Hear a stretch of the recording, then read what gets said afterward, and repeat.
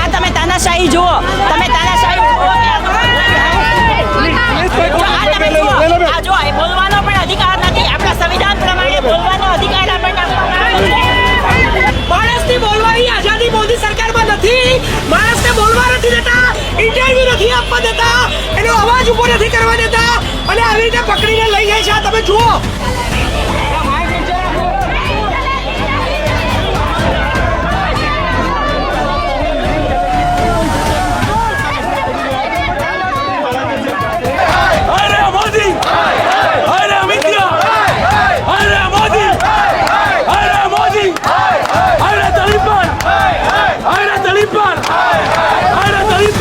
કોંગ્રેસ ભારતીય જનતા પાર્ટીના સીબીઆઈ કે ઈડીથી દબાવવાની નથી. આ રીતે નહીં જવાનું. ઇન્ટરવ્યુ ચાલે છે પણ બોલવાનો આઝાદી તો હોય. અરે પણ બોલવાની આઝાદી તો હોય કે નહીં? એક મિનિટ આ રીતે નહીં કરો. તમે ધક્કા નહીં મારો, ધક્કા નહીં મારો. તો આ ભારતીય જનતા પાર્ટી શા માટે રાહુલજીની પાછળ પડી છે, સોનિયાજીની પાછળ પડી છે? કેમ કે ગુજરાતને ચેલેન્જ આપી છે એટલે 2027માં ભારતીય જનતા પાર્ટીને ડર છે કે હારી જવાનું છે. મોદી ડરી ગયો છે, મોદી ડરી ગયો છે.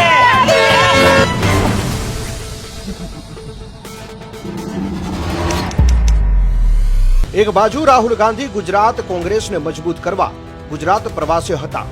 એ જ સમયે બીજી બાજુ નેશનલ હેરાલ્ડ કેસમાં ઈડી દ્વારા પ્રથમ ચાર્જશીટ દાખલ કરવામાં આવી છે.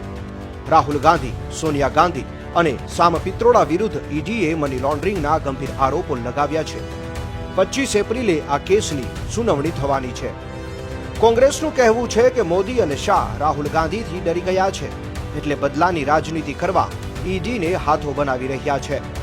ગુજરાત કોંગ્રેસે આ મુદ્દે અમદાવાદમાં ઈડી ઓફિસની બહાર વિરોધ પ્રદર્શન નોંધાવ્યો હતો.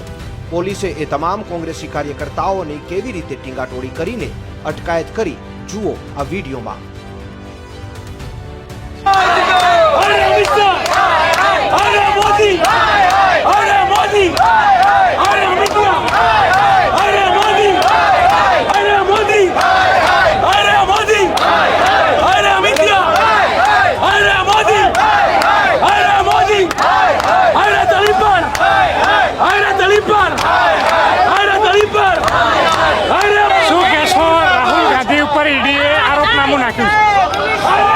આપણા આર્ટિકલ 25 પ્રમાણે અગર કોઈ પણ જો પ્રાઇવેટ કંપની છે એ પેલું નો પ્રોફિટ નો લોસમાં કામ કરતી હોય તો એમને સપોર્ટ કરવો જોઈએ. આપણો અંબાણીની સ્કૂલ ચાલે છે, નો પ્રોફિટ નો લોસમાં ચાલે છે તો ચાલે છે ને. એવી રીતે અત્યારે યંગ ઇન્ડિયા કંપની ચાલી રહી છે. તો આ ભારતીય જનતા પાર્ટી શા માટે રાહુલજીની પાછળ પડી છે, સોનિયાજીની પાછળ પડી છે? કેમ કે ગુજરાતને ચેલેન્જ આપી છે એટલે 2027માં ભારતીય જનતા પાર્ટીને ડર છે કે હારી જવાનું છે. એટલા માટે થઈ અને એ પાછળ પડ્યા છે. માનનીય રાહુલ ગાંધીજીનો ગુજરાતનો પ્રવાસ છે, ભારતીય જનતા પાર્ટીને નડ્યો છે.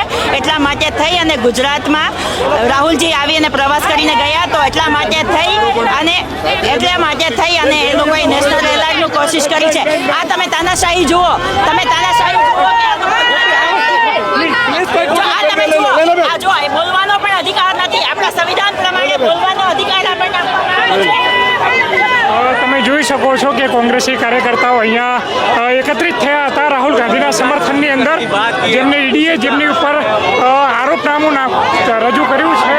તો એને લઈને અહીંયા આ લોકોએ ધરણા પ્રદર્શનનું આયોજન કર્યું હતું. કોંગ્રેસી કાર્યકર્તાઓએ અમદાવાદના ઈડી ઓફિસની બહાર પણ અહીંયા તમે જોઈ શકો કેવી રીતે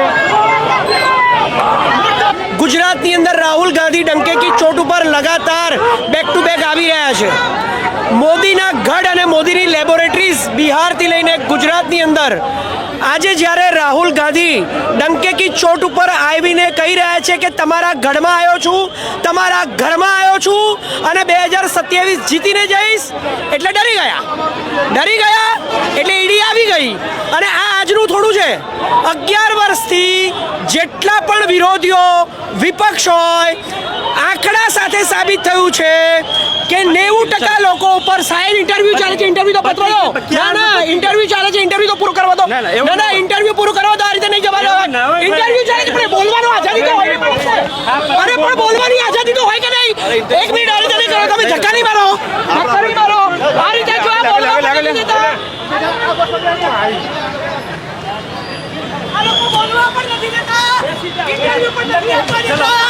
આ જો આ અસલી વસ્તુ છે.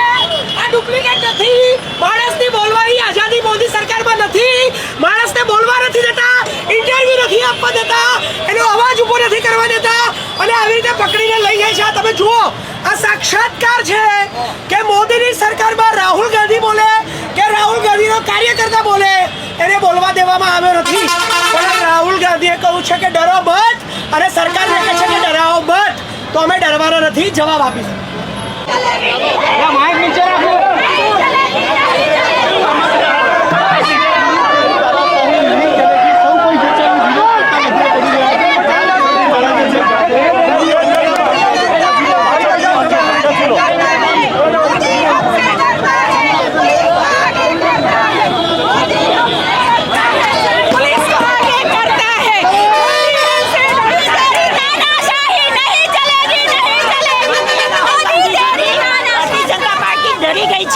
એમને ખબર છે કે 2027 ભારતીય જનતા પાર્ટી ગુજરાતમાં હારવા જઈ રહી છે, એમનો ધ્વજ હલી રહી છે.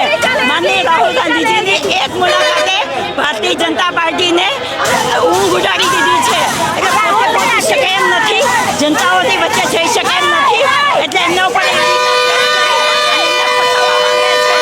આ છે ભારતીય જનતા પાર્ટીનો ચહેરો.